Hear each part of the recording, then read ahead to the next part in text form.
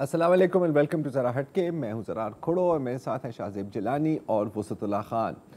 और हमारे इस मुल्क में एक बहुत बड़ी और बुरी बीमारी है जिसको हम प्यार से तुम जानते नहीं हो मैं कौन हूँ आइटिस कहते हैं। और इस वायरस की खासियत ये है कि जितना आपका दर्जा बुलंद हो या जितने आपके कॉन्टैक्ट्स और नेटवर्क बढ़े और जितनी आपकी दौलत में इजाफा हो तो वायरस के लगने के भी चांसेस बढ़ते जाते हैं। और इसकी बहुत मिसालें हैं हाल में भी, पिछले सालों में। थोड़ी सी एक कलेक्शन उनकी पहले आप देख लीजिए। अभी मैं बताया उनके नायब सूबेदार उनको बताया ना, सूबेदार की मां की आंख में कर्नल की बीवी। नायब सूबेदार को तुम कहते हो, मैं उठकर वापस उसको उठा दूंगी। तो पहले मैंने उठाया था, हटाओ इसको। नायब सूबेदार अभी मैं जाती हूँ उसकी वर्दी उतार। टाइम वेस्ट नहीं करो। आप देखें मैं तुम्हारे 10 गाड़ियाँ खड़ी है ना, आपको इंट्रोडक्शन करा दिया, मेरे लिए इतना काफी है। पकड़ो उसको। क्या करो? पकड़ो उसको, मैं नीचे गिरा दूंगी। रंगज़ेब साहब, गाड़ी टूट जाएगी आपकी। रंगज़ेब साहब, मेरी गाड़ी पर लगा तो मैं इनसे लूंगी सारा। रंगज़ेब साहब और रंगज़ेब साहब बुलाओ। अच्छा छोड़े ना, मैं हटा दूंगा ना, जब बोल रहा हूँ आपको हटा दूंगा। हटाओ, मैंने कहा ना हटाओ। कुछ नहीं, हटा देंगे ना, अभी और गाड़ियाँ खड़ी है ना। हटाओ।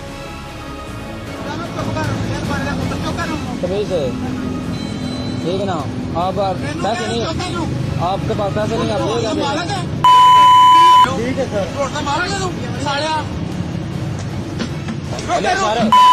ये क्या बदतमीजी। अच्छा, अब ये तो चंद हैं, आपको पता है कि इस तरह की दर्जनों या सैकड़ों हजारों इस तरह की वीडियोस और हम देखते रहते हैं ये। हम और क्या करेंगे। सिविलियन और बावर्दी की कोई कैद नहीं है, बेल्टों से पिटाई भी देखी गई है। मतलब आप देखें ना, जब वो जज साहब का स्टाफ है, वकील काला कोट पहने हुए है, तो अच्छा, और सियासतदान सिर्फ बदनाम है, लेकिन हम सारे ही नहीं, तकरीबन। अब देखिए जिसका वो क्या कहते हैं ना, शहजाद, जैसे बकौल शहजाद हुए, हाँ, शरीफ वो है जिसको मौका नहीं मिला। तो ऐसा ही। और इसकी ताज़ा तरीन मिसाल जो है, आप में से बेशतर को आज इल्मी हो चुका होगा चैनलों के ज़रिए, national highway and motorway police ने लाहौर सियालकोट मोटरवे M2 पर इंसदाद दहशतगर्दी अदालत के एक जज को सफ़र करने से रोकने की पादाश में 2 पेट्रोलिंग ऑफिसर्स को मुअत्तल कर दिया। ये मोटरवे धुंध के सबब आम ट्रैफिक के लिए बंद था। 3 दिन पहले ATC जज की सरकारी गाड़ी और पुलिस स्क्वाड ने मुरीद के इंटरचेंज के करीब ज़बरदस्ती मोटरवे पुलिस के लगाए गए बैरियर्स को अबूर किया और मोटरवे पे चढ़ गए। अगले मोड़ पे जो national highway and motorway police का हेडक्वार्टर था, उसकी हिदायत पे 2 पेट्रोलिंग ऑफिसर हैं शाकिर अली और हैदर अली, उन्होंने जज साहब के स्क्वाड को रोका और ज़बरदस्ती मोटरवे पे चढ़ने के जुर्म में गाड़ी का चालान कर दिया। इस दौरान जज साहब ने पुलिस स्क्वाड और मोटरवे एहलकारों के दरमियान क्या क्या तकरार हुई, इसकी एक झलक। किधर से चढ़े आप? मुरीद के इंटरचेंज। तो सर आपको वहाँ रोका नहीं गया था? सर आप ज़बरदस्ती, आपकी गाड़ी नोट हुई है कि आप वहाँ से निकाल के लेकर आए हैं। तो मेरे भाई, हमारी गाड़ी जबरदस्ती उन्होंने खुद पुलिस वाले आके, हमारी स्क्वाड लगी हुई है, वो आए हैं तो इसकी वजह से आई है। अब चालान करना है या गाड़ी को बंद करना है या आपकी मर्जी है, कर दे, मैं आगे से दूसरी मंगवा लेता हूँ। आपसे कोई बहस नहीं है हमारी। तो इन्फोर्स तो मैंने करना है जो चालान बनता है आपका। आप कर दीजिए। ड्राइवर कौन है? ये ड्राइवर, ये इंचार्ज आपका जी, इंचार्ज है। ਤੁਸੀਂ ਇੰਚਾਰਜ ਹੋ? हाँ जी सर जी, ये तरीका तो नहीं गा ਤੁਸੀਂ ਮੋਟਰ ਤੇ ਬੰਦੇ ਤੋਂ ਤੁਸੀਂ ਚੜਾ ਕੇ ਲੈ ਆਏ ਹੋ ਜ਼ੋਰ ਜ਼ਬਰਦਸਤੀ ਨਾਲ। ਜ਼ੋਰ ਜ਼ਬਰਦਸਤੀ ਦੇ ਨਾਲ ਨਹੀਂ ਆਏ ਅਸੀਂ, ਬਿਲਕੁਲ ਅੱਛੇ ਤਰੀਕੇ ਦੇ ਨਾਲ ਆਏ ਹਾਂ ਜਨਾਬ, ਉਹ ਕੋਈ ਮਸਲਾ ਅੱਛਾ ਨਹੀਂ। ਤਰੀਕਾ ਕੀ ਸੀ ਉਹ ਦੱਸਿਓ ਨਾ ਪਹਿਲੇ ਮੈਨੂੰ। ਅਸੀਂ ਸਲੋ ਸਪੀਡ ਤੇ ਆਏ ਹਾਂ, ਅਸੀਂ ਇੰਨੀ ਅਪ ਸਪੀਡ ਤੇ ਨਹੀਂ ਸਲੋ ਆਏ। ਤੇ ਫਾਸਟ ਦੀ ਗੱਲ ਨਹੀਂ ਹੋ ਰਹੀ, ਜਦੋਂ ਮੋਟਰਵੇ ਬੰਦ ਸੀ, ਠੀਕ है, ਤੁਸੀਂ ਮੁਲਾਜ਼ਮ ਹੋ, ਤੁਸੀਂ ਸਾਡਾ ਖਿਆਲ नहीं करना तो फिर किने करना है? कल यहाँ पे 250 बंदा हम गालियाँ सुनने के लिए तो नहीं खड़े हुए।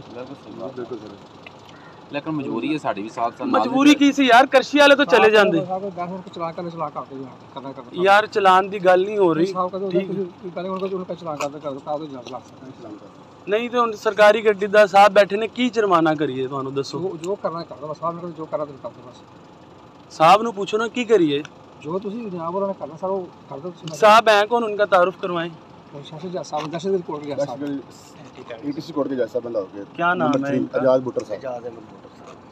ATC कोड लाओ।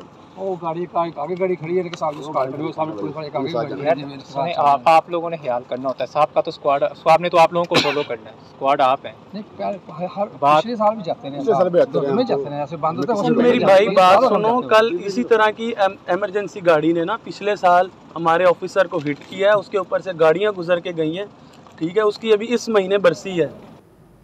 जी, बात यहाँ ख़त्म नहीं हुई। ज़ाहिर है मोटरवे पुलिस ने रोके रखा और जज साहब और उनका स्क्वाड वापस जाने को तैयार नहीं था। तो इस दौरान जज साहब ने गालिबन मोटरवे पुलिस के किसी आला अफसर से फ़ोन पे रब्ता किया और उनके दरमियान क्या मकालमा हुआ वो भी सुनिए। रज़ाक भाई, आई एम रियली सॉरी, आप चाहे हम्बल रिक्वेस्ट करें या कुछ भी करें, मेरा कोर्ट आज इधर ही लगेगा और हाई कोर्ट भी आज इधर ही आके इस बात का फैसला करेगी। एक आप लोगों ने एंटी टेररिज्म कोर्ट के जज को यूं इस तरीके से रोका है, इसके अंदर सीटीडी काउंटर टेररिज्म डिपार्टमेंट ने भी साथ ही इन्वॉल्व होना है। आप मेरी बात को समझ क्यों नहीं रहे हैं? क्या ये सारे जो इधर खड़े वीडियो बना रहे हैं जो अब इन्होंने सोशल मीडिया के ऊपर चढ़ानी है, आप या वो कोई जवाब दे सकेगा इस बात का? आप लोग खाएं खस्मों को, मुझे इस बात की परवाह नहीं है। मैं तो यहाँ सबके सामने आज यहीं पे फैसला होगा, सारा कुछ यहीं पे होगा। आपने मुझे रोका ना, मेरे बच्चों को भी उतार के भेजा उधर दूसरी गाड़ी में, पुलिस की गाड़ी में। लेट अस सी नाउ, देखते हैं इसको, देखते हैं। अच्छा, अब एक डिस्क्लेमर ज़रूरी है कि हमें नहीं पता कि वो पहली वीडियो और दूसरी वीडियो के बीच में क्या हुआ है, कोई बदतमीजी हुई है या कोई तलख कलामी हुई है, क्योंकि पहले तो एक बात ही चल रही थी ना। हाँ, पहले वो जज साहब कह रहे हैं कि जी कर लें, आप चलान कर लें, और वो आराम से बात चल रही है। सेकंड में वो इश्तियाल में। अच्छा, और पहले में जो जज साहब का एक आर्गूमेंट है ना, वो शायद वैलिड भी है। उन्होंने कहा जी, आमतौर पे आपने देखा कि जो कॉन्वॉय होता है उसमें पुलिस स्क्वाड्स आगे होता है और उसके पीछे वीआईपी गाड़ी होती है। तो पुलिस स्क्वाड पायलट गाड़ी बिल्कुल, वो उसके पायलट गाड़ी रहनुमा गाड़ी है। तो वो चढ़े मोटरवे पे, तो जाहिर है इनकी सरकारी गाड़ी थी, इसका ड्राइवर ने भी समझा कि ठीक है, तो वो भी चढ़ गए। तो बेसिकली जो पुलिस स्क्वाड है उस पर ज़्यादा जिम्मेदारी आयद होती है कि उसने मिसलीड किया। अच्छा, वहां तक तो चीज सेटल हो गई थी। वो भी कह रहे हैं कि सर आप थे गाड़ी में, आप चला रहे थे गाड़ी, आप बताएं अब क्या करना चाहिए आपका। अब बीच में क्या हुआ ये हमें नहीं पता, क्योंकि अगेन जैसे आप देख रहे हैं दूसरी क्लिप में, जज साहब इतने नाराज हैं कि वो बाकायदा सीटीडी की बात कर रहे हैं, काउंटर टेररिज्म डिपार्टमेंट, अदालत लगाने की बात, और वहां पर अदालत लगाने की। अच्छा, ये भी एक थोड़ी सी अजीब सी बात है, क्योंकि आप अगर अदालत वहां पे लगाए भी सही, अगर हम कहें कि सीरियसली बात हो रही है, तो जिस केस में आप इन्वॉल्व है उस केस में तो आप जज नहीं बन सकते ना सर। इसमें तो फिर नजर आ रहा है कि वो अपना जो उनका वजन है वो is throwing his weight around. अच्छा, वेट लैंडेड आल्सो ना, क्योंकि दो एहलकारों को तो आपने मुअत्तल कर दिया। हालांकि नेशनल हाईवे और मोटर पुलिस की जो जराये का कहना है कि जी हम इनको कॉल आई थी हेडक्वार्टर से कॉल आई थी, कौन सी गाड़ी रोके, कौन सी गाड़ी निकल रही है, इसको रोके। तो बेचारों इनकी तो गलती नहीं है ना, बज़ाहिर ये अपनी ड्यूटी अंजाम दे रहे थे। हाँ, और इन्हीं पे नज़ला गिर गया। अच्छा, बहरहाल हमारे साथ इस वक्त कलीम इमाम साहब मौजूद हैं। वो इससे पहले आईजी पंजाब रह चुके हैं, आईजी सिंध रह चुके हैं और आईजी मोटरवेज एंड हाईवेज भी रह चुके हैं। Thank you so much for joining us Kaleem Imam साहब। ये बताइए कि जब आप आईजी मोटरवेज और हाईवेज थे तो इस तरह की कंप्लेंट्स आपको अपने अमले की तरफ से कितनी बार आती थी, या बज़ाते खुद आपका क्या कोई तजर्बा है कि कई बार ये सुनना पड़ता हो दिन में कई बार आपके अहलकारों के ओए तू नहीं जानता मैं कौन? आपने ये जो बात की, ये कल्चर ऑफ पावर जो प्रिमिटिव और डेवलपिंग कंट्री का जो एक मिजाज है, ये एग्जैक्टली वही रिफ्लेक्शन है जो आज आप दिखा रहे हैं। और इससे पहले जितने जो आपने बताएं जो एपिसोड्स हुए हैं उसके हवाले से, मैं भी जब आईजी मोटरवे था और जब मैं आईजी सूबों का भी था, एक वक्त वो भी था कि थानों पे हमले होते थे, एक वक्त वो भी था कि लोगों को उठा के ले जाते थे और जाके उनको बंद कर दिया करते थे। और लेकिन ओवर द ईयर्स वो कम हो गया है। मोटरवे में ये जो आज आपने वाकया दिखाया, ये तो वो है कि शायद सोशल मीडिया पे बाहर आ गई है खबर, लेकिन ऐसे बहुत सारे वाकयात होते हैं जो कि पता नहीं चलता और वो ब्रश अंडर द कारपेट्स हो जाते हैं। अभी भी सिलसिला ये है कि रूल ऑफ द लॉ के बजाय रूल ऑफ द रूलर की तरफ लोग जाते हैं। अच्छा, ये तो ठीक है, थोड़े से आप शेयर्स करें कि कोई इस तरह के एक्सपीरियंसेस जो आपको याद रहे हों कि देखो क्या क्या होता था। बेशक नाम ना लें जी। मैं दो बातें करूंगा इसमें। एक तो ये देखिए जी, मोटरवे का बुनियादी काम है enforcement of traffic laws, education करते हैं। हेल्प वो प्रोवाइड करते हैं। और इस हवाले से उनकी ज़ीरो टॉलरेंस पॉलिसी है कि लोगों की जान बचाने के हवाले से, लोगों के तहफ़्फ़ुज़ के हवाले से वो चालान करते हैं ताकि लोग तेज़ रफ्तारी ना करें और जानें बचा सकें। इन सारी सड़कों पे पहले बड़ा क्राइम होता था, वो रुक गया है, एक्सीडेंट्स खासे कम हो गए हैं, लेकिन ख़त्म नहीं हुए। दूसरी बात आपको बताता चलूँ मुर्शद, मैं तो खुद आईजी था, तो मुझे पब्लिक अकाउंट्स कमेटी के सामने पेश करना पड़ा जब मैंने एक एमएनए साहब का हमारे पेट्रोलिंग ऑफिसर्स ने चालान कर दिया और मुझे कई पेशियाँ भुगतनी पड़ी और आखिर में सबने कहा भाई आप इनको गले मिल लें, इनसे ख़त्म करें सिलसिला। तो लेकिन कोई चालान नहीं होना चाहता, बड़े आदमी का चालान करना बहुत मुश्किल है। चीज़ें उसी वक्त ठीक होंगी कि जो लीडरशिप है वो ये रियलाइज़ करे, इनको मोटिवेट करें लोगों को कि जो भी खिलाफ वर्जी करेगा उसको पूछा जा सकता है। लेकिन ये कल्चर नहीं डेवलप हो रहा और जिस तरह आज आपने देखा इस तरह रोज़ाना कोई ना कोई इस किस्म का वाक़या होता है। पुलिस ऑफिसर्स को ट्रेनिंग दी जाती है, मोटरवे ऑफिसर्स की जो सबसे अच्छी दो चीज़ों के से मोटरवे मशहूर है, कारकर्दगी और रवैया। उनके जो रवैया है, आप जितना मर्जी उनके साथ कुछ कर लें, वो सर करते रहते हैं, आराम से बात करते रहते हैं, जो रिएक्ट नहीं करते और यही उनकी शोहरत की वजह है और वो मदद करने के लिए पहुंचते हैं। आप देखें, इससे ये भी अंदाजा लगा लें कि आवाम चाहती क्या है। आवाम सिर्फ चाहती है कि मुस्कुरा के बात कर लें और हेल्प कर लें। 15 पुलिस के इदारे, मोटरवे पुलिस सबसे ज़्यादा मशहूर है। सबसे ज़्यादा मशहूर इसलिए कि उनकी कारकर्दगी और रवैया दूसरों से बेहतर। अच्छा कलीम साहब, एक यहाँ पे छोटा सा वक्फा लेंगे, सॉरी मैं बात काट रहा हूँ, और थोड़ा सा पूछते हैं कि यार ये जब इस तरह का होता है तो जो अमला होता है उन पर क्या गुजरती है। यहाँ पे तो बेचारों को सस्पेंड कर दिया है। कलीम साहब, आपने ये 2 वीडियोस देखे हैं, ज़ाहिर है सबने ही देखे, हम ये भी दिखा रहे थे।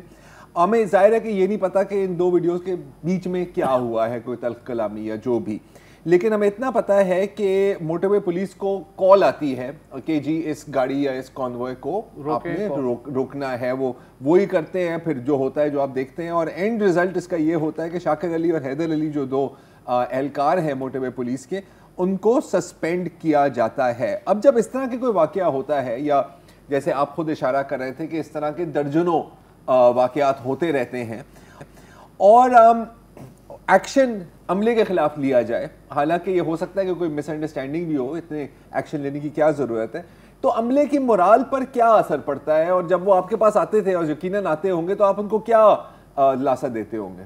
मैं आपको ये बताऊं कि इस किस्म के जो वाकयात हैं ये बहुत होते हैं ज़्यादा, और जो लोग जिसे आप कहें ना कि जो जोर आजमाई कर सकते हैं वो जोर आजमाई करते हैं, और जो नहीं करते वो जो नहीं कर सकते normally they would take a different course.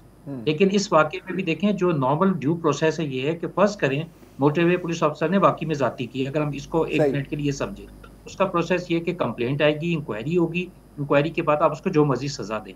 लेकिन यह है कि फौरन मौके पे सजा दे देना, वन साइडेड वर्जन ले लेना, ये बिल्कुल दुरुस्त नहीं है। दूसरा देखें, अगर पुलिस वाला आपको कोई रोक रहा है, हमने कई दफा देखा है कि डबल सुसाइड अटैक्स जो होते थे, पुलिस वाले रोकते थे और लोग समझते थे कि वो उनको आगे नहीं जाने दे रहा है किसी वजह से, और कई दफा हुआ है कि वो रोकने के बावजूद आगे गए और धमाका हो गया। तो जब पुलिस वाला पूरी दुनिया में कहीं हाथ देता है, चाहे जो भी है, आपने ये एज्यूम करना है कि वो गुड फेथ में कर रहा है और वो आपकी भलाई के लिए कर रहा है। कानून वो रियासत का एक नुमाइंदा है और वो कह रहा है कि आप रुक जाएं तो आपने रुकना है। उस सिपाही को, द लॉ मैन को इतनी पावर होती है कि आपने रुकना है उसके। लेकिन हमारे यहाँ तो ये है कि show me the man and show me and I will show you the rule. और दूसरा ये है कि सीनियर लीडरशिप भी बाज दफा जो है बिल्कुल सकम कर जाती है, और आपको पता है right up to the level of ministry और सारी जगह जो है वो कह देते हैं कि फिलहाल देखिए आपने हमें किस मसले में डाल दिया, एक छोटी सी बात थी, मौके पे आप टेक्टफुली इसको हैंडल कर लेते। इस वक्त की लीडरशिप अच्छी है मोटरवे की, लेकिन ये ग्राउंड पे चैलेंजेस मौजूद हैं। और आप ये देखें, कुछ नहीं तो इसी को देख लें कि ये सबसे अच्छा इदारा है और इस इदारे का ये हाल हो गया है कि इसकी तनख्वाहों दूसरों से कम है, रिसोर्सेज दूसरों से कम, चीज़ जो अच्छी बनाई है उसी को भी सस्टेन नहीं कर रहा है। वो लोग जो कि बादशाह के करीब होते हैं, वो कुछ कह के ला के अपनी तनख्वाहें बढ़ा लेते हैं। अब इसी शहर में आप देखेंगे कि FIA की तनख्वाह या इस्लामाबाद पुलिस की तनख्वाह या IB की तनख्वाह वो मोटरवे से बहुत ज़्यादा है। आप पुलिस एकेडमी चले जाएं तो उनकी तो मोटरवे से भी कम है। नेशनल पुलिस ब्यूरो में चले जाएं तो भाई आप एक मिनिमम वेजेस तो देंगे ना सबको। ये तो नहीं हो सकता कि किसी को डबल सैलरी मिल रही हो। लेकिन मोटरवे जो है वो इस बेस पे बनी थी कि आप अच्छा पैकेज देंगे, और जब मोटरवे में अफसर आए तो उनकी ऑलमोस्ट डबल ट्रिपल तनख्वाह थी और हर बंदा मोटरवे में आना चाहता था। फिर लीडरशिप ने उनकी फैसिलिटीज दी, रिसोर्सेज दिए, तो ये चीज़ साबित हो गई कि किसी चीज़ को आपने ठीक करना है तो उसका मेयार और यार्ड स्टिक क्या है। लेकिन अफसोस ये है कि अब मोटरवे जो है उस तरह स्ट्रेच हो गई है, रोडें बन गई हैं, नफरी नहीं मिल रही, रिसोर्सेज नहीं मिल रहे। And coming back to your point, जिसका जोर चलता है वसत वो जोर लगाता है और ही मैनेजेस। और इसी नेशनल हाईवेज और मोटरवेज पे और भी कुछ इदारे हैं, उनसे कोई कुछ नहीं कर सकता। इस आप जरा थोड़ा सा डिफरेंटली आप देखेंगे एटीट्यूड होगा उनके साथ। तो इसका मतलब ये है कि वो जो मीर साहब ने कहा है कि उसको छुट्टी ना मिली जिसने सबक याद किया। अगर आप कानून पे स्टैंड लेंगे और खड़े हो जाएंगे तो ज़रूरी नहीं है कि आपके बॉसेस भी आपका साथ दें और आपकी वजारत और आपका इदारा भी आपके पीछे खड़ा हो। बिल्कुल, प्रेशर बहुत ज़्यादा आता है और लीडरशिप भी जो है डामाडोल होती है। लीडरशिप बहुत सी जगह खड़ी भी होती है। मैं तो आपके सामने मिसाल हूँ वसत, मैं सिंध में था आपके सामने और मैंने कभी किसी से कोई गलत बात नहीं की। मैं बड़ा पोलाइटली कहता था ये काम ना करें, लेकिन उसका इतना प्रेशर होता था आप सोच नहीं सकते। और फिर बहुत सारे क्वार्टर्स और सारे लोग इकट्ठे हो जाते हैं और जब सिपाही जो है जिसे आप कहें कि मलबा उस पर जाके गिरता है, जो कमजोर है उस पर मलबा गिरता है, और जो कि मैनेज कर सकता है या जो सिस्टम में मैनूवर कर सकता है, ही normally tends to get away. That's a general thing which is happening, and we must do away with that now. It's time कि हम ये समझें कि ये गवर्नेंस के इश्यूज हैं, ये रूल ऑफ लॉ के इश्यूज हैं, ना करें। बल्कि अगर मेरा कई दफा मोटरवे में मेरा चलान हुआ है और जब भी चलान हुआ है हमने कहा कि करें। अच्छा, मैं भी गाड़ी चला रहा होता हूँ, मेरा ड्राइवर चला रहा होता है, हम अपने ड्राइवर की डिफेंड में आ जाते हैं। हम ये नहीं कहते यार चलो मैं तो कोई शायद उस वक्त व्हाट्सएप पे या कोई काम कर रहा हूँ, ड्राइवर ने शायद तेज रफ्तारी की हो, लेट हिम बी पेनलाइज्ड, लेकिन हम कहेंगे नहीं, इस गाड़ी का कैसे चलान हो जाए, इस पे तो ये तो मेरी गाड़ी है का मामला है। नहीं, अच्छा, अब एक और चीज इसमें ये भी है कि फर्ज करें, अच्छा दिन निकला हुआ था, सही है, विजिबिलिटी थी, ठीक है, लेकिन वो गेज नहीं होता है, इनके ऑर्डर है तो ऑर्डर है सर।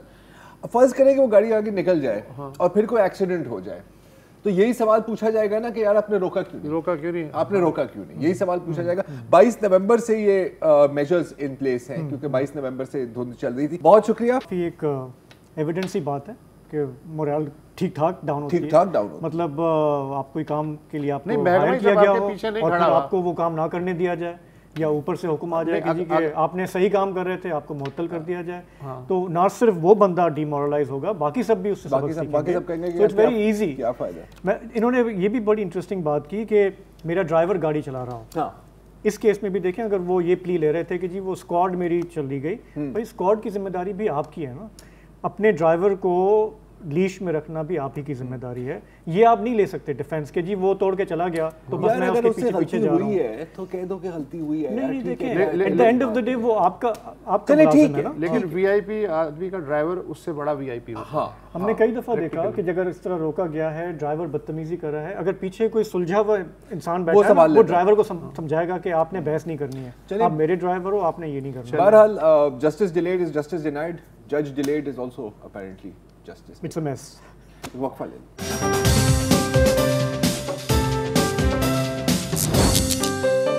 Welcome back. आज नेशनल अकाउंटेबिलिटी ब्यूरो ने बिजनेसमैन और बैरिया टाउन के मालिक मलिक रियाज को तलब किया एक केस की डिटेल्स पर अभी हम आते हैं, लेकिन मलिक रियाज साहब क्योंकि दुबई में हैं तो वो नहीं आए, ना ही उनके वकील आए और ना ही जहाँ तक हमारी इतलात हैं कोई इसमें लेटर या एक्सप्लेनेशन दी गई। फैसल वाउडा साहब आज पेश हुए थे।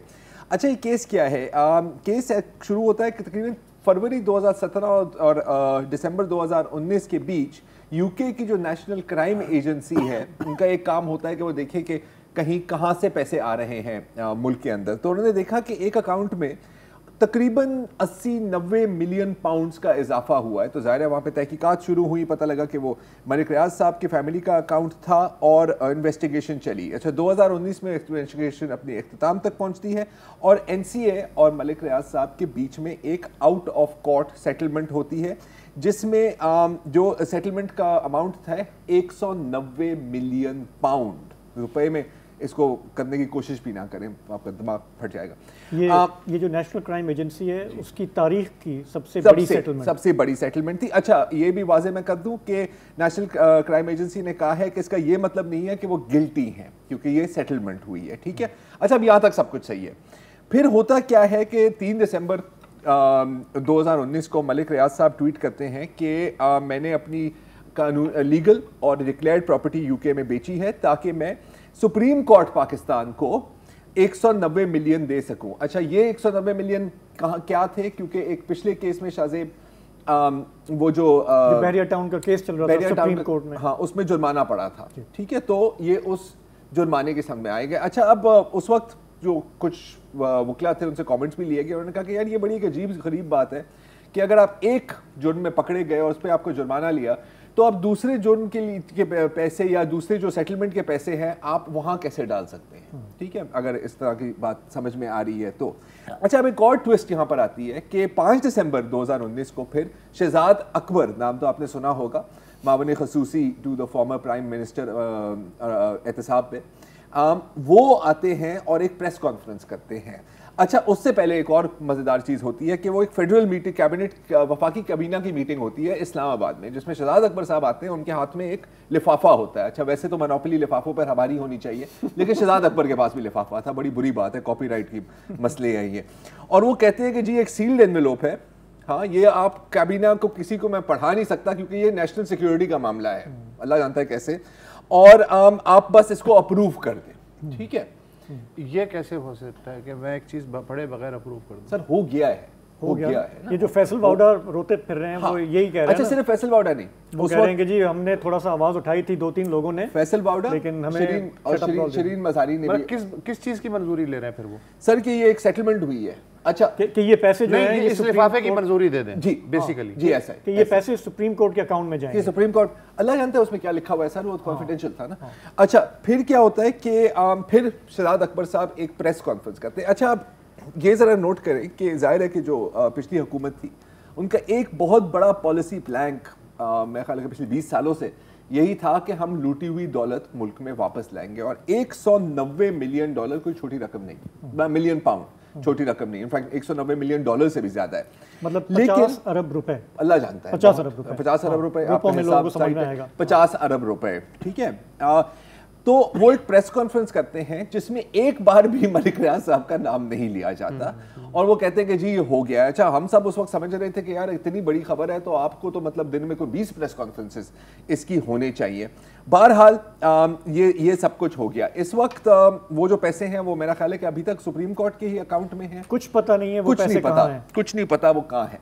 अच्छा, अब नैब यहाँ पे कहाँ दाखिल होता है इस पिक्चर में? नैब दाखिल इस पिक्चर में होता है क्योंकि हुकूमत बदल गई, और हुकूमत बदलने के साथ जो आपके हमारे जो पीडीएम के भाई हैं उन्होंने कहा कि यार कोई तो चीज़ हम ढूंढें। मुझे ये बताओ, हुकूमत बदलने का क्या फ़ायदा हुआ? क्या नई हुकूमत ने वो लिफाफा खोला जो पिछली काबीना ने अप्रूव किया? मैं अभी राना सनाउल्लाह साहब से पूछता हूँ, मुझे नहीं पता, लेकिन मैं भी यही इन्वेस्टिगेट करने की कोशिश कर रहा है ना कि जी के ये बताएं, इस पे सवाल उठ रहा है, ये जो डील हुई लिफाफे में अंदर क्या है, लिफाफे के पर लिफाफे के पीछे क्या है, बिल्कुल।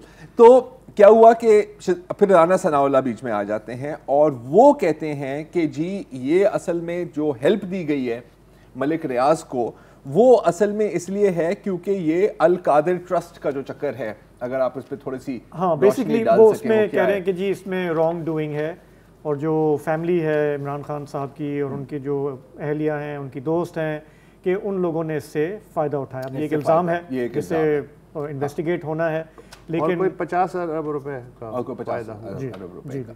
तो ये सिलसिला अब चल रहा है। अच्छा, फैसल वाउडा भी इसमें काफ़ी सरगर्म है, और आपको पता है कि वो भी अब क्योंकि अब वो थोड़े से बैड बुक्स में भी हैं पीटीआई के, तो अब तो वो कुछ भी कह सकते हैं, और वो कह रहे हैं कि जी इसमें यकीनन शहजाद अकबर ने कोई फ़ायदा उठाया था। अब और किसने फ़ायदा उठाया हमें नहीं पता, लेकिन केस, और यही केस है जिसके लिए आज नैब निकला। एक दो बड़ी मज़ेदार बातें हुई हैं उसके बाद कि 2020 में ना, दिसंबर 2020 में बैरिया टाउन सुप्रीम कोर्ट के पास आता है और वो कहते हैं कि जी ये जो आपने पेमेंट्स आपको करनी है ना, थोड़ा सा अगर आप हल्का हाथ रख लें 3 सालों तक। हाँ, सुप्रीम कोर्ट ने कहा नहीं। फिर अगले साल मई में बैरिया टाउन एक खत लिखते हैं वजीर आजम को, और वो कहते हैं कि जी देखें आपके ये जो नया पाकिस्तान हाउसिंग सोसाइटी चल रही है ना, इसमें हम आपको मदद करने के लिए तैयार हैं, लेकिन प्लीज़ सुप्रीम कोर्ट को कह देंगे थोड़ा सा हमारे पे हल्का हाथ रखें। और फिर बाकायदा अटॉर्नी जनरल साहब कोई ख़त लिखा जाता है पीएम ऑफिस की तरफ से कि जी आप कोर्ट से थोड़ी सी रिलैक्सेशन लें, चिल करें, थोड़ा एक वक्फा ले लें, उसके बाद नहीं, बस वक्फे के बाद में दो तीन सवाल। अच्छा, ओके, चलें, ठीक, वक्फा ले लें।